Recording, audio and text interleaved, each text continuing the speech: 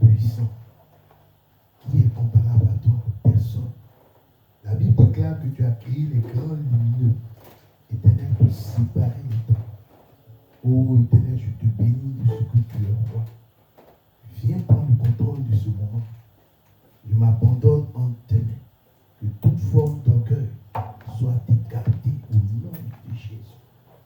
Là où il y avait une limitation spirituelle, tu viens débloquer toutes choses au nom de Jésus. Là où il y avait des raisonnements éternels des armées, oh papa, académiques, tu viens débloquer toutes choses.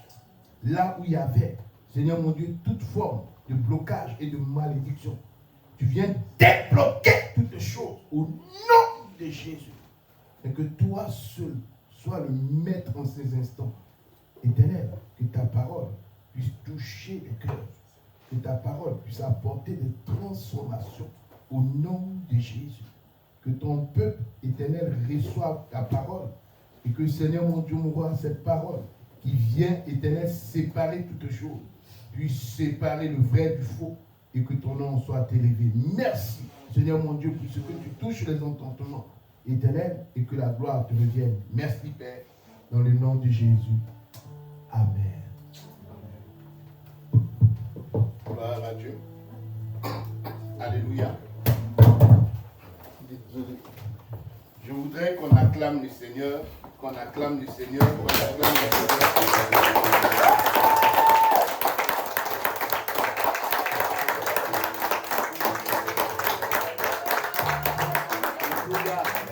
Que le nom du Seigneur soit béni. Je souhaite la bienvenue à ceux qui nous avaient pas abandonnés, mais ceux qui étaient allés en stage pendant un certain bout de temps. Je vois mon jeune frère Moïse qui est là. Alléluia. Amen. Que le nom du Seigneur soit béni, sois la bienvenue, mon jeune frère. Que le Seigneur te bénisse. Et bonjour à chacun de vous. Que le Seigneur nous bénisse ensemble. Amen. Tout à l'heure, on était en train de prier. Il y a une révélation très forte qui a traversé mon esprit. Et cette révélation s'adresse à une personne ici, au milieu de nous. J'ai appris de ma formation théologique qu'il n'est pas bon de donner précisément une révélation à quelqu'un. Alléluia. Si vous êtes deux, il est important. Mais il est sage d'apporter la révélation de manière générale. Je ne vais pas dire mon frère qui a apporté telle chemise ou même ma soeur qui a apporté telle robe. Non. C'est après le culte, je peux m'approcher de la soeur pour lui dire ou bien du frère. Alléluia. Mais cette parole s'est adressée à toi en te disant veille sur toi. Car l'ennemi est à côté, il n'est pas loin de toi afin de t'arracher ce don de prophétie que le Seigneur a mis en toi. Amen. Ça veut dire fais attention. La Bible dit il n'est pas loin de t'arracher, de te prendre. Et la Bible emploie le mot Satan rôde comme un lion rugissant. Alléluia. Faites attention. Parce qu'il vient pour arracher ce que Dieu a mis en vous. Et ce n'est pas n'importe lequel. C'est le don de prophétie. Il ne faut pas confondre le don de prophétie et le ministère de prophète. Alléluia. Que le Seigneur nous bénisse. Sans plus tarder, nous allons prendre nos Bibles. Dans le livre d'Actes des Apôtres, chapitre 2, à partir du verset 1 jusqu'au verset 18. Nous allons faire deux lectures. Vous me connaissez. On va se tenir debout pour le respect de la parole de Dieu. Deux personnes vont prendre deux Bibles différentes. Une personne va me prendre 8 secondes, la Bible 8 secondes, et puis une autre personne va me prendre la version Semeur. Après ces deux versions, nous allons faire encore une seconde lecture dans le livre de Actes des Apôtres, chapitre 1, à partir du verset 4 jusqu'au verset 5. Amen. Je pense que nous allons déjà commencer par le verset Actes des Apôtres, chapitre 1, verset 4 à 5. Amen.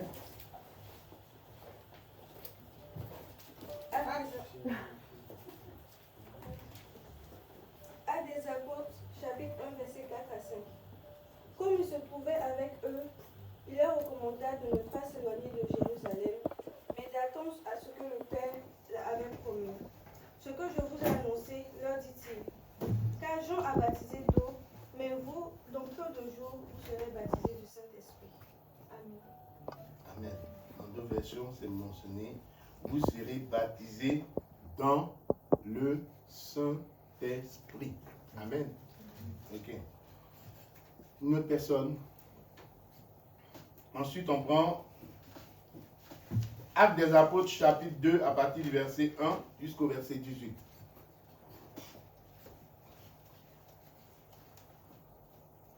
Actes des Apôtres 2, 8 secondes. Le jour de la Pentecôte, ils étaient tous ensemble dans le même lieu. Tout à coup, il vint du ciel un bruit comme celui d'un vent impétueux. Il remplit toute la maison où ils étaient assis. Des langues semblables à des langues de feu leur apparurent, séparées les unes des autres, et se posaient sur chacun d'eux. Ils furent tous remplis du Saint-Esprit et se mirent à parler en d'autres langues, selon que l'Esprit leur donna de s'exprimer. Or, il y avait en ce jour à Jérusalem des Juifs, hommes pieux de toutes les nations qui sont sous le ciel. Au bruit qui eut lieu, la multitude accourut, elle fut confondue parce que chacun les entendait parler de sa propre langue. Ils étaient tous dans l'étonnement et la surprise. Ils se disaient les uns aux autres, voici ce gens qui parlent, ne sont-ils pas galiléens? Et comment les entendons-nous dans nos propres langues à chacun, dans notre langue maternelle, Pathès, Médès, Élamites, et ceux qui habitent la Mésopotamie, la Judée, la Cappadoce, le Pont, l'Asie, la Phrygie, la Pamphylie, l'Égypte, le territoire de la Libye, voisine de Cyrène. Et ceux qui sont venus de Rome, juifs et prosélytes, et crétois et arabes, comment entendons-nous parler dans nos langues des merveilles de Dieu? Ils étaient tous dans l'étonnement et ne sachant que penser. Ils se disaient les uns aux autres, que veut dire ceci? Mais d'autres se moquaient, disaient, ils sont pleins de vin doux. Alors Pierre, se présentant avec les 11, il éleva la voix et leur parla en ces termes. Hommes juifs, vous tous qui séjournez à Jérusalem, sachez ceci, prêtez l'oreille à mes paroles. Ces gens ne sont pas ivres comme vous le supposez, car c'est la troisième heure du jour. Mais ceci, c'est qui a été dit par le prophète Joël. Dans les derniers jours, Dieu, je répandrai mon esprit sur toute chair. Vos fils, vos filles prophétiseront. Vos jeunes gens auront des visions et vos vieillards auront des songes. Oui, sur mes serviteurs et sur mes servantes, dans ces jours-là, je répandrai de mon esprit et ils prophétiseront. Amen. Amen. La version Semeur, la version Mamélie du verset 1 au verset 4. Ensuite, il va sauter, il va lire du verset 14 au verset 18. Acte 2, verset 1. Quand le jour de la Pentecôte arriva, les disciples étaient tous rassemblés au même endroit. Tout à coup, un grand bruit survint du ciel. C'était comme si un violent coup de vent s'abattait sur eux et remplissait toute la maison où ils se trouvaient assis. Au même moment, ils virent apparaître des sortes de langues qui ressemblaient à des flamèches. Elles se séparèrent et allèrent se poser sur la tête de chacun d'eux. Aussitôt, ils furent tous remplis du Saint-Esprit et commencèrent à parler des différentes langues, chacun s'exprimant comme le Saint-Esprit lui donnait de le faire. Verset 14. Alors Pierre se leva entouré des 11 et d'une voix forte, il dit à la foule, « Écoutez-moi bien, vous qui habitez la Judée, et vous tous qui séjournez à Jérusalem, comprenez ce qui se passe. Certains d'entre vous insinuent que ces hommes seraient ivres. Pas du tout. Il est à peine 9 heures du matin. Mais maintenant se réalise ce qui avait été annoncé, ce qu'avait annoncé le prophète Joël. Voici ce qui arrivera, dit Dieu. Dans les derniers jours, je répandrai de mon esprit sur tous les hommes. Vos fils, vos filles prophétiseront, vos jeunes gens par des visions, vos vieillards par des songes recevront des révélations. Au verset 18, oui, sur mes serviteurs comme sur mes servantes, en ces jours-là, je répandrai de mon esprit. Ils prophétiseront. Amen. Amen. Veuillez vous asseoir, s'il vous plaît.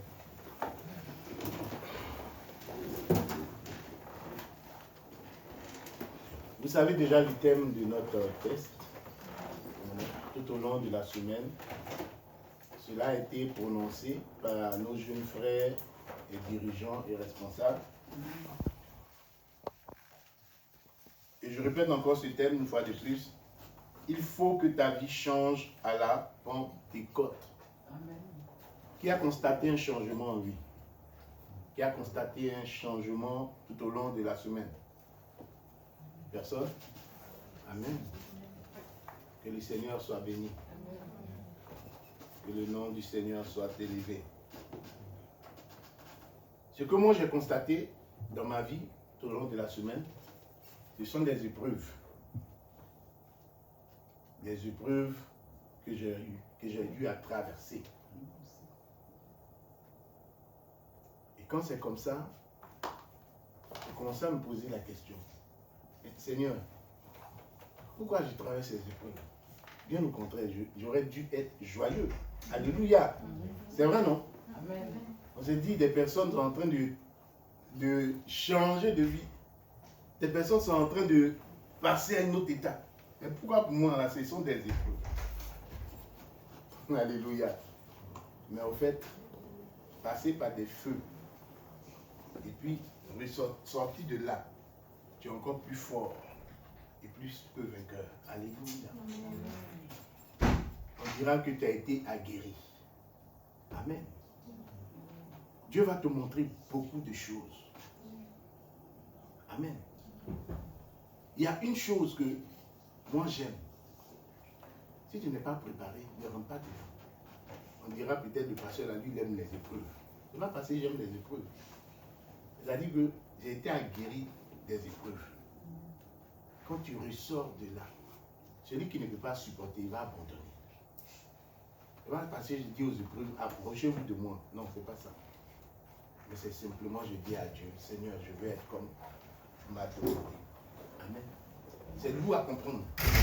J'entends beaucoup de personnes qui disent, oh Seigneur, je veux être comme Jésus. Tu peux être comme Jésus, bien sûr. Tu veux être comme Jésus. Est-ce que tu penses que tu peux? On ne sait pas des fois ce qu'on demande. Des fois.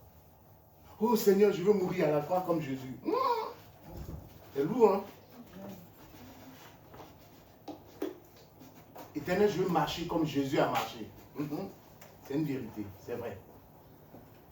Est-ce que tu pourras prendre, comme dira-t-il au fils de Zébédée, est-ce que vous pourrez prendre ce que j'ai porté, ce que je vais porter? Est-ce que vous pouvez porter cette croix-là? Dieu est fidèle. Alléluia. Dieu est fidèle. Comme je disais, certaines personnes ont vu la transformation dans leur vie tout au long de cette semaine. Et d'autres ont traversé des épreuves. Mais tout ça, c'est aussi formateur. Alléluia. Dieu veut nous faire traverser une étape pour entrer dans une autre étape, dans une nouvelle dimension.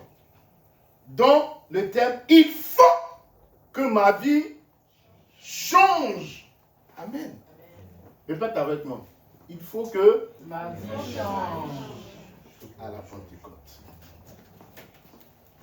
Tout en progressant, nous allons poser la question de savoir qu'est-ce que la Pentecôte?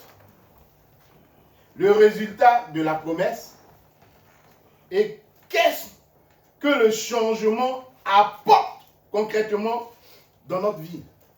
On dit qu'on veut changer. Mais qu'est-ce que ça nous apporte concrètement? Alléluia. Nous, on veut changer, mais qu'est-ce que ça a apporté? Oui, tu peux changer. Tu peux demander à Dieu, Seigneur, je vais changer. Mais après, tu vas retomber dans les mêmes choses. Le changement peut ne pas t'apporter, peut ne pas être bénéfique. C'est vrai ou c'est faux? Donc, concrètement, là, qu'est-ce que le changement va t'apporter? C'est de ça qu'il s'agit. Amen. Amen. Alléluia. Amen. Que le Seigneur nous aide. Tout à l'heure, je posais la question de savoir qu'est-ce que la Pentecôte?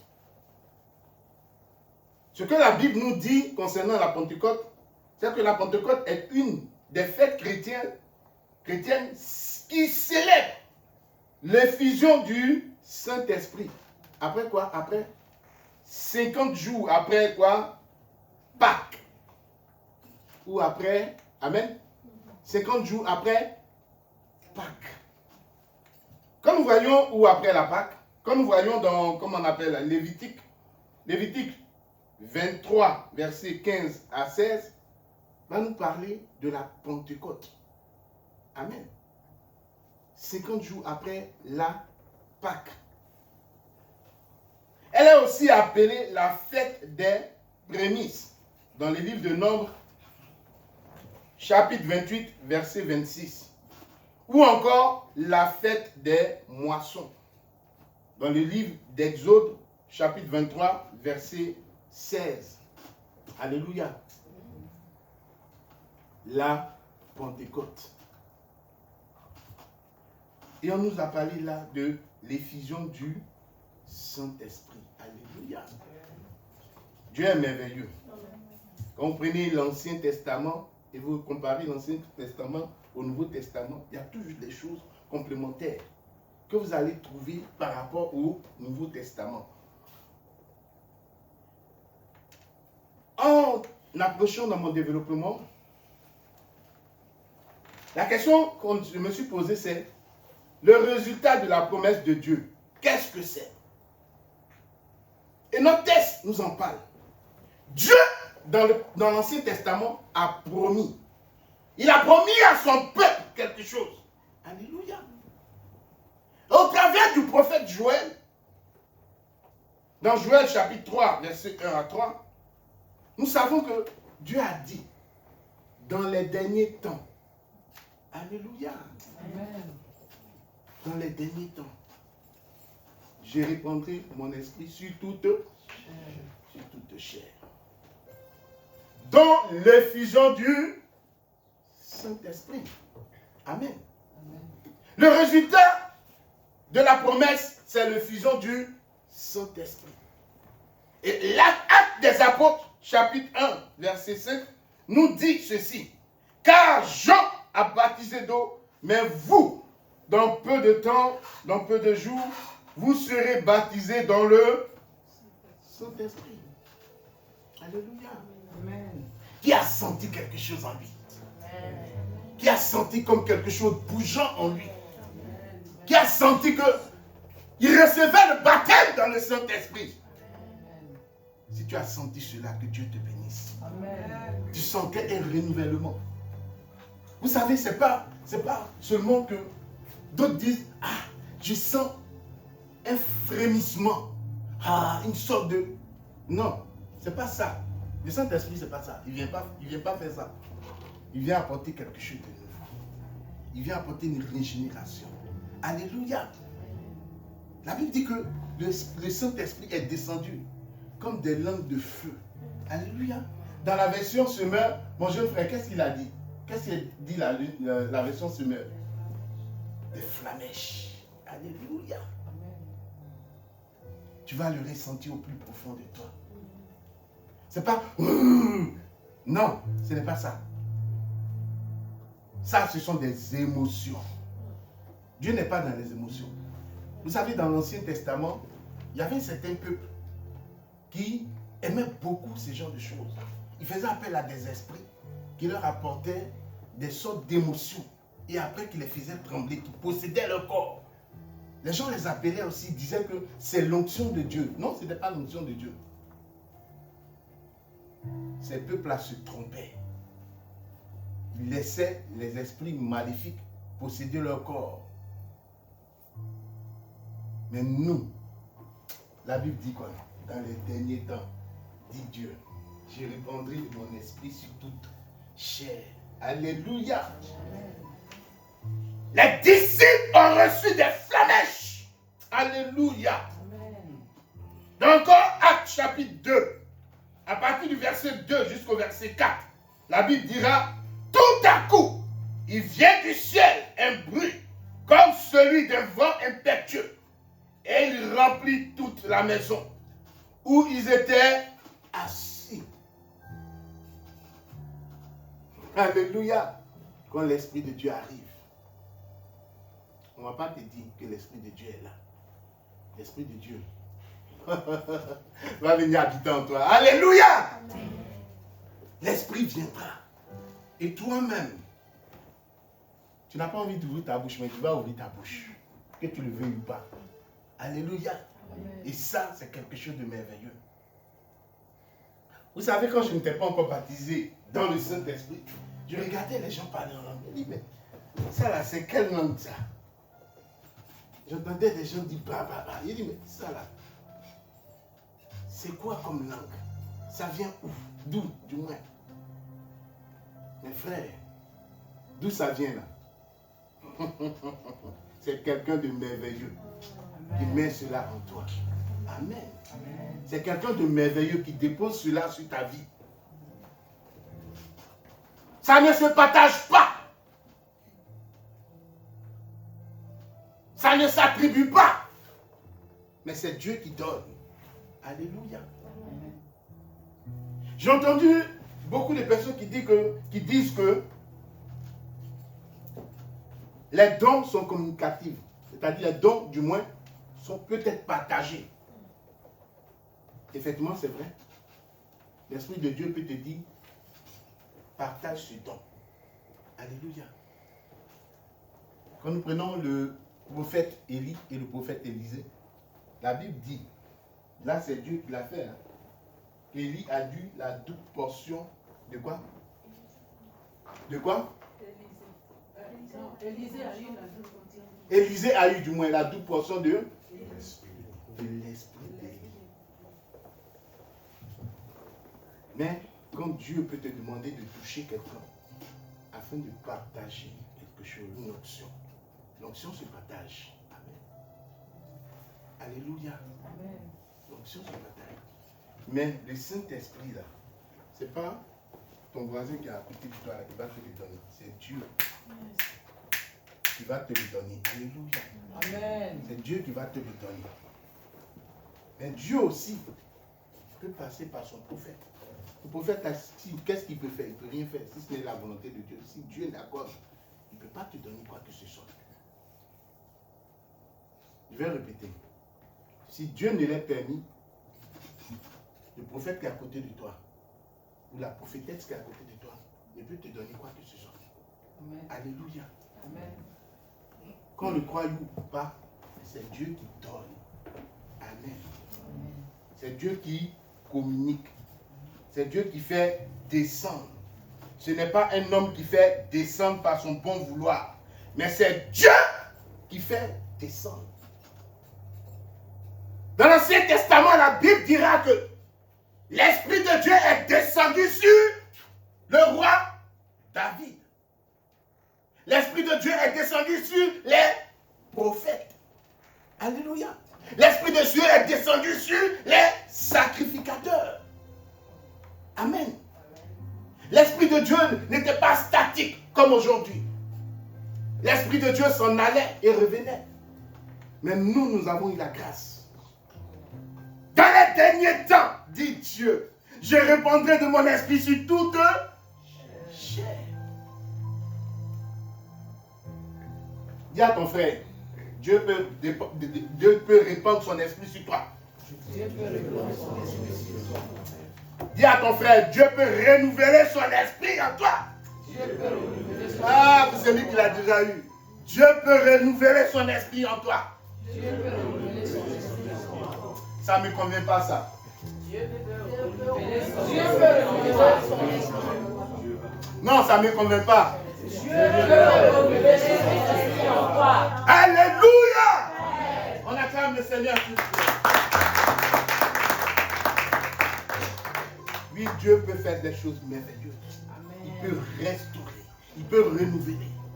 Amen. Alléluia. Amen. Mais quand tu as mené une mauvaise vie et que tu dis au Seigneur, restaure-moi, Dieu va restaurer quoi? Ta mauvaise vie là. Ne demande pas à Dieu de restaurer ta mauvaise vie. Dis à Dieu, apporte quelque chose de nouveau en moi. Alléluia. Amen. Que l'Esprit de Dieu nous aide. Au verset 4. Pardon, au verset 2 de notre texte. Actes des Apôtres chapitre 2, verset 2 à 4. Quand nous venons au verset 3, la Bible dit des langues de feu, comme des flamèches, semblables à des langues de feu, des langues semblables à des langues de feu, leur apparut, séparées les unes des autres, et se posèrent sur chacun d'eux. Seigneur, c'est pas toi qui peux faire des choses comme ça. Et ils furent tous remplis du Saint-Esprit. Alléluia. Amen. Ils furent tous remplis du Saint-Esprit. Qui croit qu'aujourd'hui, Dieu est capable de le remplir du Saint-Esprit. Reçois l'onction. Reçois l'Esprit de Dieu sur ta vie. Que Dieu te remplisse du Saint-Esprit. Au nom de Jésus. L'un des signes du remplissage du Saint-Esprit, c'est de parler en langue. Toi qui ne parles pas en langue, que Dieu puisse te remplir avant la fin de cette prédication. Que Dieu te remplisse du Saint-Esprit au nom de Jésus. Et la Bible dit, selon que l'Esprit leur donnait de s'exprimer. Quand j'étais à Méristad Paris, il y avait une jeune sœur qui, je dirais que son parler en langue me choquait un peu. Pourquoi? Parce qu'elle parlait de zaïrois. Une jeune sœur qui était ivoirienne, qui parle du zaïrois. Et quand elle parle en langue, certaines personnes comprenaient ce qu'elle disait. J'ai dit, waouh! Je dis, ma soeur, tu n'as pas une personne dans ta famille qui parle le zaïrois? Elle dit, non, je suis 100% bêté. J'ai dit, waouh! Ça, ce sont les merveilles de l'Éternel. Et parler en langue, ce qui sort de nos bouches, nous ne savons pas ce que nous exprimons. Mais Dieu seul sait ce que tu exprimes au travers du parler en langue. Alléluia. Et la Bible dit que ceux qui parlent en langue, je dirais, ceux qui parlent en langue s'enrichissent eux-mêmes et aussi s'exhortent eux-mêmes. Alléluia. S'encouragent eux-mêmes. Parce que le parler en langue est là pour t'aider. Elle est là pour t'encourager. Elle est là pour t'édifier. Amen. Amen. Mais Dieu seul sait ce qui sort de ta bouche. La plupart du temps, je pense que, pour ma part, je dis bien, je pense que ce sont des édifications qui sortent de nos bouches. Alléluia. Ce sont des encouragements qui sortent de nos bouches. Alléluia. Au lieu que ce soit des mensonges qui sortent de ta bouche, demande à Dieu de t'enrichir. Demande à Dieu de te remplir. Nous avons passé tout notre temps à dire des choses méchantes, à critiquer. Nous avons passé tout notre temps à vous voyez, du moins à être méchants envers les autres, à dédaigner du regard, à toiser. Nous avons passé tout notre temps à nous moquer. Mais cela n'est pas bon. Alléluia. À jalouser les autres. Cela n'est pas bon. Ce ne sont pas les fruits du Saint-Esprit, ça. Que le Seigneur nous aide. Nous sommes remplis d'autres choses. Alors, au lieu d'être remplis du Saint-Esprit. Frères et sœurs, que Dieu nous aide. Car notre cœur est méchant. Notre bouche est remplie de venin. Et quand nous ouvrons, c'est que pour chercher des querelles. Quand nous ouvrons nos bouches, c'est que pour nous moquer des autres. Quand nous ouvrons nos bouches, c'est que pour comploter et puis faire des plans machiavéliques contre les autres. Et dans le travail, au milieu de notre travail, c'est toujours nous. Alors, que penses-tu de ton témoignage, frère? Il faut que ta vie change. Alléluia. Amen. Dis avec moi, il faut que ma vie change. Il faut que ma vie change. Il faut que ma vie change. Il faut que ma vie change. Nous laissons la colère nous envahir. Nous nous enrichissons de mauvaises idées. Nos idéologies sont toujours les mêmes refrains. Et nous croyons que nous avons toujours raison. Il faut que ma vie change, frère. Alléluia. Un pasteur ne peut pas avoir toujours raison. Alléluia. Un homme de Dieu qui pense qu'il a toujours raison, c'est qu'il a un problème. Un homme de Dieu qui n'est pas éprouvé, c'est qu'il a un problème. Alléluia. Dieu veut que tu rentres dans une nouvelle dimension. Frère, Dieu veut que nous entrons dans une nouvelle dimension. Les apôtres sont entrés dans une nouvelle dimension au travers de l'effusion du Saint-Esprit. Alléluia, ça me plaît ça. Gloire à Dieu. Qu'est-ce que le changement apporte concrètement dans notre vie? Frère, je vais te dire concrètement. La Bible dit, un de nos frères va nous lire Actes chapitre 1 verset 4. Actes chapitre 1 verset 4.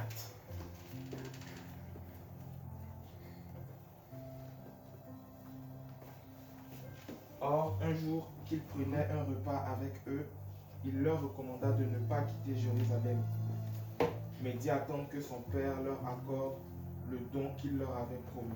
Amen. C'est le don que je vous ai annoncé, leur dit-il. Amen. Vous savez, qu'est-ce que le changement apporte concrètement dans notre vie? Celui déjà même qui accepte de changer. Alléluia. Cela lui apporte quoi? L'obéissance. Quelqu'un qui était désobéissant, qui accepte de changer, qu'est-ce qui rentre dans sa vie? L'obéissance. Alléluia. Il y a quelque chose de nouveau. Parce qu'on le connaissait pour être quelqu'un de désobéissant. Parce qu'on la connaissait pour être une femme désobéissante. On la connaissait pour être une jeune fille désobéissante. On la connaissait pour être, je dirais, la femme, la secrétaire désobéissante. Ou le secrétaire désobéissant. Mais le changement apporte dans sa vie l'obéissance. Jésus a dit, attendez, à Jérusalem. Mais du fait que Jésus même soit parti, excusez-moi du terme, les gens pouvaient partir, ils pouvaient se disperser. Mais ils ont été obéissants. Du fait même que tu pries, et puis tu demandes, tu fais des demandes à Dieu. Seigneur, octroie-moi un titre de séjour ou la nationalité. Et ça fait déjà 6 mois, tu n'as pas de réponse. Tu peux te chercher, excusez-moi du terme, mais tu peux chercher une nouvelle solution. En allant voir nos frères, les marabouts, ce ne sont pas nos frères, en allant voir les marabouts. Alléluia. Oui, il peut changer de voie. Et je le répète, ce ne sont pas nos frères. Ils veulent changer de voie. Allez voir les marabouts. Parce que le temps est trop long. Frère, c'est de la désobéissance envers Dieu. Le manque de patience conduit à la désobéissance. Il faut que ta vie change. Dis à ton frère.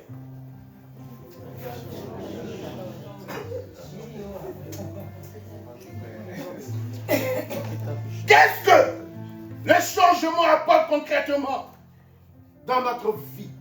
Le changement apporte concrètement dans notre vie l'abandon du péché. Tu sais toi-même le péché qui te fatiguait. Tu sais toi-même à quoi tu étais attaché.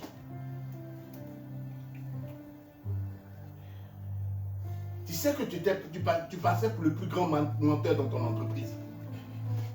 Tu sais toi-même. Mais le changement apporté a transformé le mensonge en vérité. Alléluia.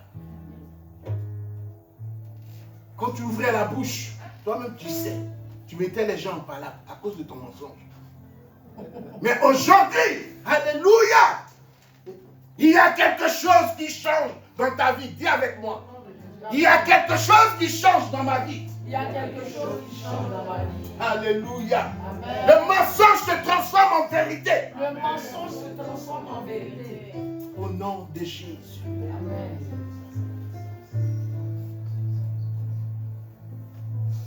Que le Seigneur nous aide, frère.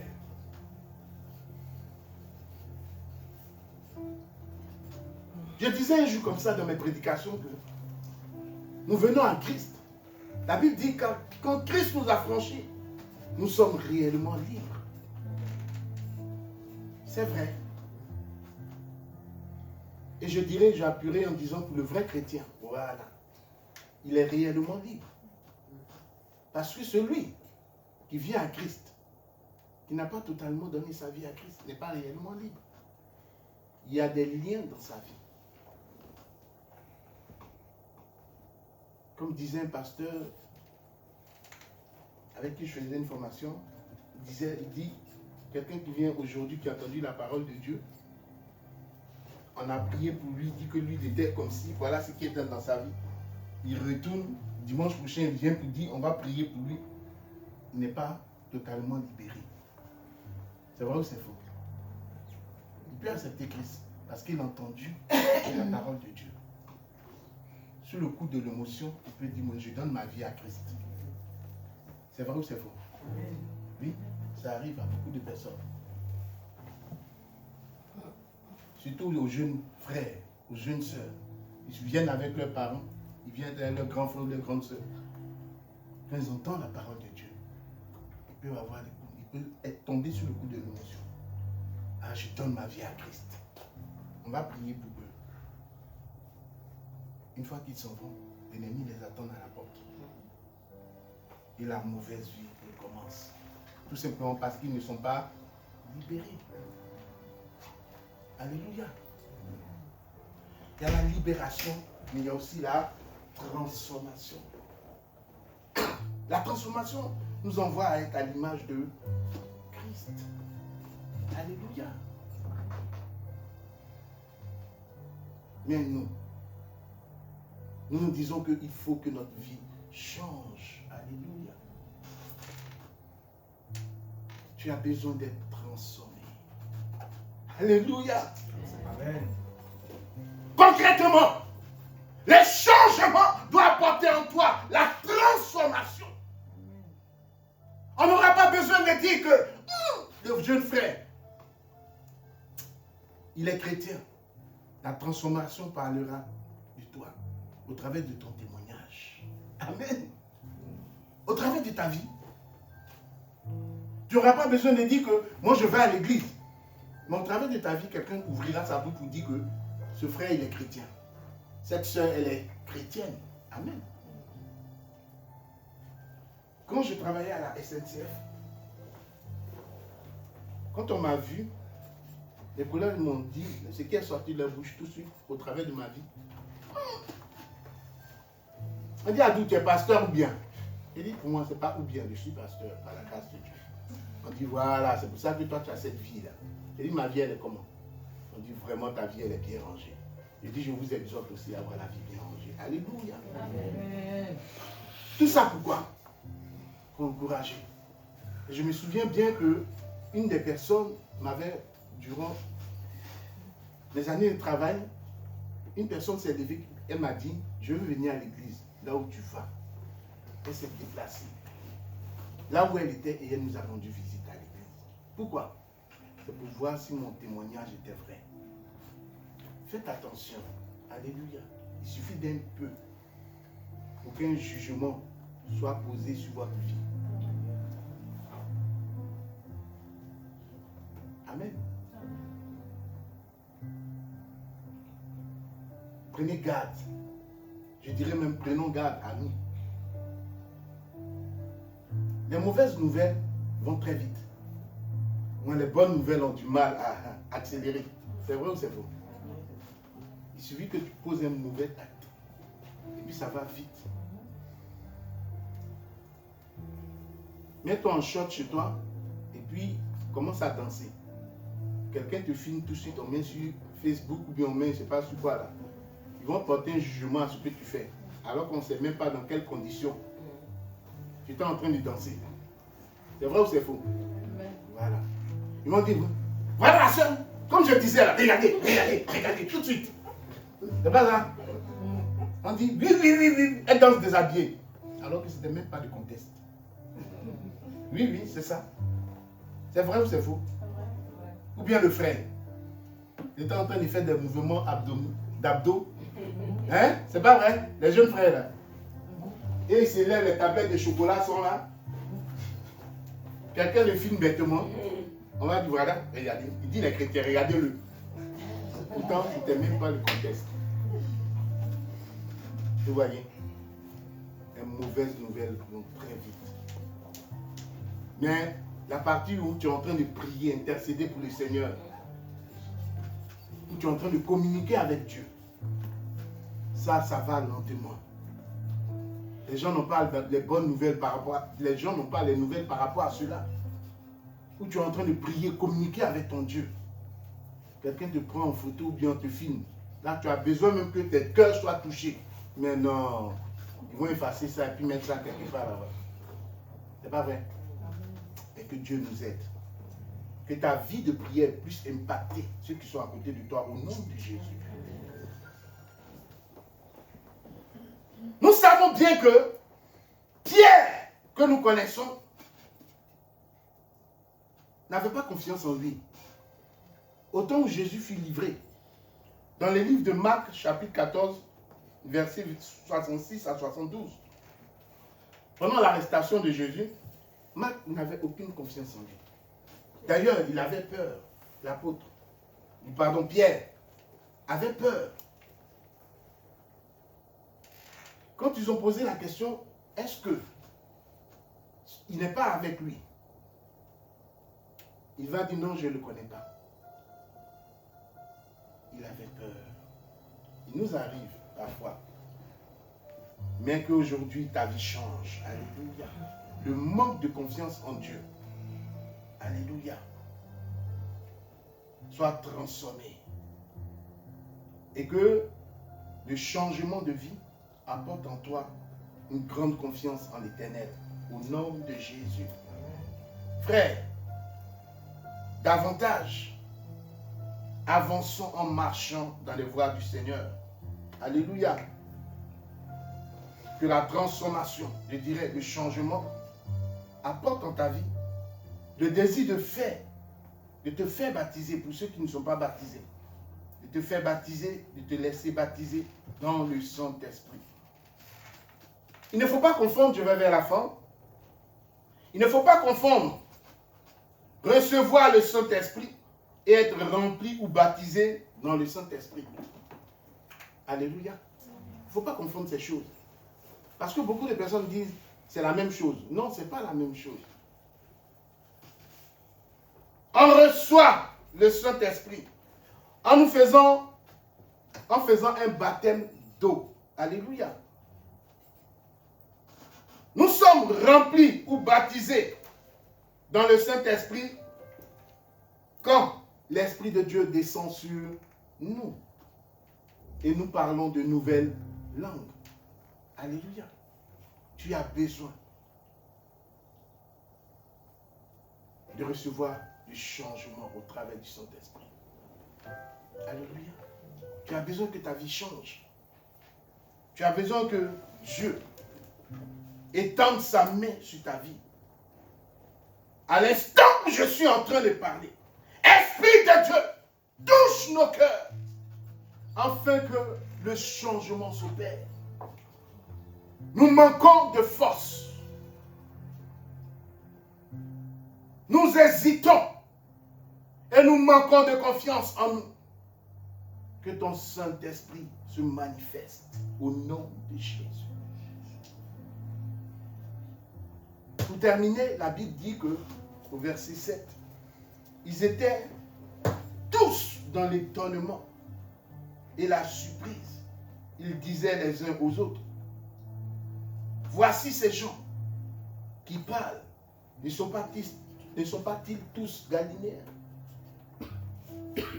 La transformation de ta vie va étonner tes voisins. Le changement de ta vie, de ton comportement, de ton attitude, va étonner ta famille. Le changement de ta vie va étonner tes responsables. Alléluia. Le changement de ta vie va étonner ta femme, ton mari, les frères et les sœurs en Christ. Alléluia. Parce que Dieu a décidé. Il faut que ta vie change. Ta vie changera dans le nom de Jésus. Amen. Amen. Seigneur, s'il vous plaît.